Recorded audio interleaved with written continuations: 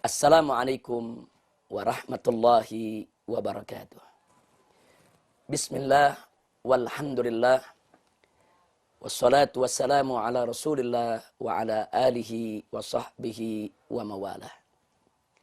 Ikhwan wa akhwat, para pemirsa radio maupun TV Rasil yang berbahagia, alhamdulillah pada kesempatan hari ini kita dipertemukan kembali oleh Allah Subhanahu wa Ta'ala. Mudah-mudahan menjadi penyebab turunnya rahmat dan barakah untuk kita semua. Ikhwan wa akhwat, melanjutkan paparan kita tentang keagungan Al-Quran, khususnya tentang mukjizat ilmiah Al-Quran, yaitu tentang isyarat-isyarat Al-Quran di dalam mengungkap fakta-fakta ilmiah, baik fakta masa lalu maupun fakta masa yang akan datang. Ada satu keterangan yang sangat menarik dalam Al-Quranul Karim, tepatnya dalam surat Yunus ayat 92. Allah Subhanahu wa Ta'ala menceritakan kepada kita tentang bagaimana tatkala Fir'aun yang durjana ditenggelamkan oleh Allah di tengah lautan. Allah Subhanahu wa Ta'ala menyatakan kepada Fir'aun yang durjana tersebut, wallahu subhanahu wa ta'ala qal falyauma nunajjika bibadanika litakuna liman khalfaka ayah. Hari ini, hei Fir'aun, kami selamatkan engkau dengan badanmu untuk menjadi pelajaran atau peringatan atau tanda, yaitu bagi generasi yang akan datang sesudahmu. Jadi dalam ayat ini ada janji dari Allah Subhanahu wa Ta'ala, di mana Allah Subhanahu wa Ta'ala akan melestarikan jasad Fir'aun sebagai pelajaran bagi umat manusia, agar mereka tidak meniru kesombongan Fir'aun, keangkuhannya, ketakaburannya, agar mereka umat manusia tahu betapa fatalnya akibat daripada ketakaburan dan kesombongan sebagaimana yang pernah ditunjukkan oleh Fir'aun. Ikhwan wa akhwat rahimakumullah. Ketika ayat ini diturunkan oleh Allah kepada Nabi alaihi salatu wassalam, para sahabat tidak ada yang bertanya kepada Nabi di mana gerangan jasad Fir'aun tersebut. Karena ketika itu hajat belum nuntut untuk mereka mengetahui sampai serinci atau sedetail itu. Nah, karena tidak ada pertanyaan dari para sahabat, maka tidak ada juga keterangan dari Nabi tentang di mana sebenarnya jasad Fir'aun ketika itu. Tapi umat Islam semua beriman. Baik jasad Fir'aun itu ditemukan atau tidak ditemukan, baik kita ketahui atau tidak kita ketahui, amanna billah wa bima jaa'a anillah. Kami beriman kepada Allah dan kami beriman dengan apa yang datang dari Allah. Karena informasi Allah pasti benar. Informasi Allah mustahil salah. Informasi Allah pasti akurat dan pasti tepat. Tapi di kemudian hari terjadi problem. Yaitu ketika orang-orang orientalis Islam di barat sana, mereka mempelajari Al-Quran, menggali Al-Quran, mereka mulai mempertanyakan ayat ini. Bahkan di antara mereka ada yang menyerang ayat ini sebagai satu kebohongan. Mereka tantang ketika itu umat Islam. Kalau memang tarikan, di mana jasadnya? Jadi umat Islam dituntut untuk membuktikan di mana jasadnya. Dan mereka mencemooh umat Islam. Kalau jasad Fir'aun itu tidak ditemukan, berarti Al-Quran ini memberikan informasi yang tidak akurat, informasi yang tidak benar. Nah, itu tantangan yang luar biasa. Namun, para ulama kita, umat Islam tetap berpedoman amanna billah wa bima jaa'a anillah. Kami beriman kepada Allah dan kami beriman dengan apa yang datang dari Allah Subhanahu wa Ta'ala. Walaupun jasad Fir'aun tidak ditemukan atau belum ditemukan ketika itu, yang ada di dalam Al-Quranul Karim. Namun, serangan kaum orientalis ini makin hari makin menjadi-jadi. Dan ini sangat berbahaya. Karena bisa merontokkan akidah atau iman, keyakinan masyarakat awam terhadap Al-Quran. Tapi alhamdulillah, sebagaimana janji Allah, Allah akan menjaga Al-Quran. Sebagaimana janji Allah, Allah akan tunjukkan kepada mereka yang mendustakan Al-Quran bahwa Al-Quran itu adalah benar. Akhirnya ketika serangan itu makin menjadi-jadi terhadap Al-Quranul Karim, Allah subhanahu wa ta'ala mendatangkan jawabannya. Di mana fakta ilmiah sejarah dalam bidang arkeologi, dalam bidang purbakala menunjukkan bahwa di tahun 1896, seorang arkeolog bernama Loret menemukan jasad Fir'aun di Wadil Muluk di daerah Al-Uqsur. Atau di Indonesia disebut Luxor, yaitu di negeri Mesir. Subhanallah, ternyata ada rombongan ahli arkeolog yang dipimpin oleh Loret masuk ke Mesir dan menyisir tepi daripada sungai Nil, sampailah mereka di satu kota kecil yang bernama Luxor. Nah, di sana mereka mulai melakukan penggalian purbakala.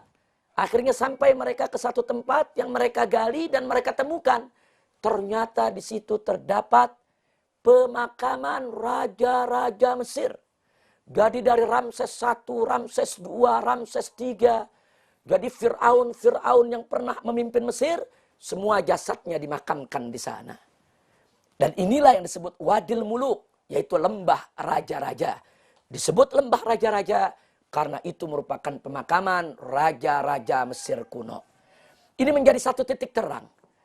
Karena kenapa kita katakan titik terang? Karena kita juga sedang mencari informasi jasad Fir'aun ada di mana. Fir'aun yang hidup di zaman Nabi Musa alaihissalam yang ditenggelamkan oleh Allah di tengah lautan. Nah, begitu ini ditemukan tahun 1896, maka penemuan ini menjadi satu terobosan dalam bidang arkeolog yang sangat menggembirakan.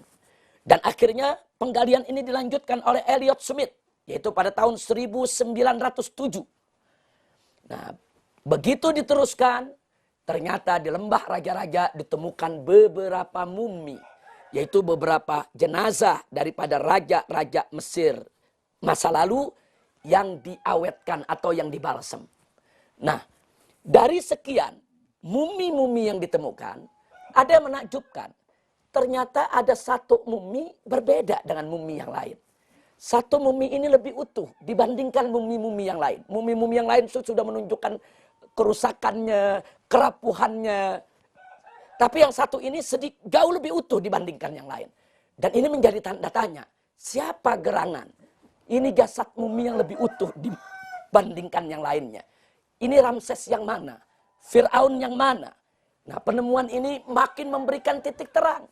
Dalam upaya untuk kita bisa mendapatkan tentang jasad Fir'aun yang dijanjikan oleh Allah dilestarikan. Menjadi pelajaran untuk umat manusia. Lalu apa yang terjadi? Ternyata kemudian ketika itu sebagaimana kita ketahui Mesir itu dijajah oleh negara Prancis. Kemudian pemerintah Prancis melakukan isolasi terhadap mumi-mumi tadi. Dan termasuk jasad mumi yang lebih utuh dibawa oleh Prancis ke negerinya.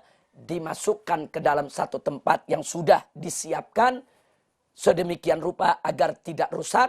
Dan akhirnya jasad mumi tadi itu disimpan, tidak boleh disentuh, tidak boleh diteliti, tidak boleh diperiksa sampai tahun 1975. Jadi kita bisa lihat di sini 68 tahun mumi tersebut disembunyikan oleh Prancis. 68 tahun. Entah kenapa, bukan tidak mungkin. Mereka khawatir kalau itu adalah jasad Fir'aun yang dilestarikan oleh Allah. Jasad Fir'aun yang zaman Nabi Musa. Kalau itu terbukti, berarti Al-Quran benar. Kalau itu terbukti, berarti serangan mereka terhadap Al-Quran justru menjadi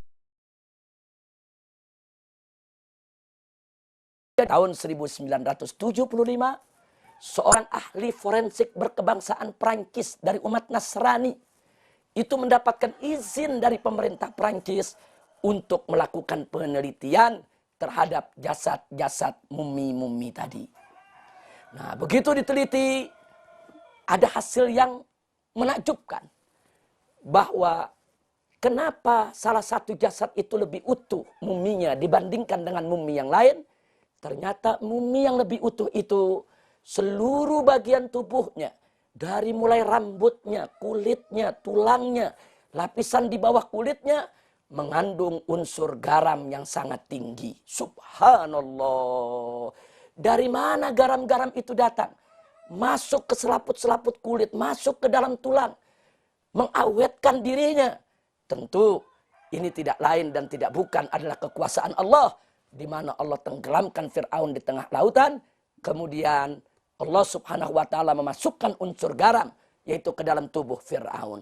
Kita tentu tahu, kalau kita manusia ingin mengawetkan ikan, tentu kita keringkan, kita jemur, kita berikan garam, kita asinin. Ternyata jasad Fir'aun diasinin oleh Allah subhanahu wa ta'ala. Tapi pengasinan yang dilakukan oleh Allah lebih dahsyat dari pengasinan yang dilakukan oleh umat manusia. Pengasinan yang dilakukan oleh Allah bertahan sampai ribuan tahun. Shadaqallahul azim. Maha benar Allah dengan firman-Nya.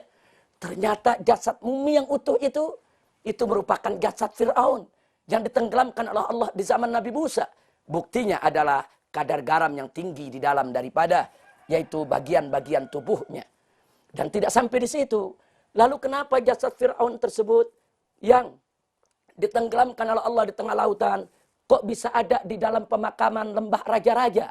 Ya, karena setelah jasad Fir'aun itu ditenggelamkan, jasad yang meninggal, yang mati ketika itu terdampar di tepi laut, dikumpulkan oleh bangsa Mesir dan dikuburkan di tempat pemakaman raja-raja. Ya, saat itu dibalsem sebagaimana kebiasaan bangsa Mesir selalu membalsem daripada raja-raja mereka. Tapi mumi yang satu ini awet dengan bentuk yang lebih utuh bukan karena balsemnya, tapi karena unsur garamnya yang ada di dalam tubuhnya, sebagaimana kesaksian para ahli forensik di Perancis yang dipimpin oleh Profesor Dr. Maurice Bucaille. Nah kemudian, ikhwan wa akhwat rahimakumullah. Tidak sampai di situ, ada hasil lain yang lebih menakjubkan. Berdasarkan forensik, ternyata ditemukan tanda-tanda bahwa mumi yang utuh tersebut itu mati karena stres, depresi berat. Itu ilmu forensik itu bisa menyelidiki orang yang mati karena racun, orang yang mati karena serangan jantung, orang yang mati karena ada organ tubuhnya yang rusak. Tapi yang satu ini mati karena depresi, kaget, stres. Kenapa bisa seperti itu? Kita kembalikan kepada sejarah. Bagaimana tidak stres? Bagaimana tidak depresi? Fir'aun merasa dia punya pasukan, dia punya harta benda. Dia merasa yakin bisa membunuh Nabi Musa alaihissalam dan para pengikutnya. Tapi ternyata keadaan terbalik begitu tiba-tiba. Dia ditenggelamkan oleh Allah bersama pasukannya. Dia stres, dia depresi. Dan akhirnya dia mati. Data forensik cocok betul dengan data kejadian yang menimpa Fir'aun di zaman Nabi Musa alaihissalam. Dan akhirnya Profesor Dr. Maurice Bucaille yang meneliti tersebut menyatakan bahwa inilah mumi Fir'aun yang ditenggelamkan oleh Tuhan di zaman Nabi Musa. Sehingga dengan demikian kata beliau, informasi Al-Quran adalah benar. Informasi kematian Fir'aun dalam Bible juga ada. Kematian Fir'aun dalam Bible juga ada. Akan tetapi pelestarian jasad Fir'aun hanya ada di dalam Al-Quranul Karim. Dan yang menakjubkannya, sang Profesor Dr. ahli forensik menyatakan diri masuk Islam, mengucapkan 2 kalimat syahadat, asyhadu an la ilaha illallah wa asyhadu anna muhammadar rasulullah. Setelah beliau masuk Islam, beliau ungkapkan hasil penemuannya dalam buku beliau yang telah diterjemahkan ke dalam bahasa Indonesia, yaitu tentang sains dalam Al-Quran, dalam Taurat, Bible, dan Al-Quran, yang diterjemahkan oleh almarhum Profesor Dr. A.M. Rashidi. Ikhwan wa akhwat rahimakumullah. Demikianlah paparan kita pada hari ini. Untuk kesekian kali akhirnya kita mendapatkan satu mukjizat ilmiah Al-Quran yang sangat-sangat menakjubkan. Ini membuktikan bahwa Al-Quran bukan buatan manusia. Al-Quran adalah wahyu dari Allah. Allah yang maha tahu bagaimana Al-Quran, bagaimana Fir'aun itu mati, bagaimana Fir'aun itu ditenggelamkan, bagaimana Fir'aun itu jasadnya dilestarikan. Allah yang maha tahu. Allah yang maha tahu itulah yang menginformasikan kepada kita. Sehingga untuk kesekian kalinya paparan kita pada hari ini,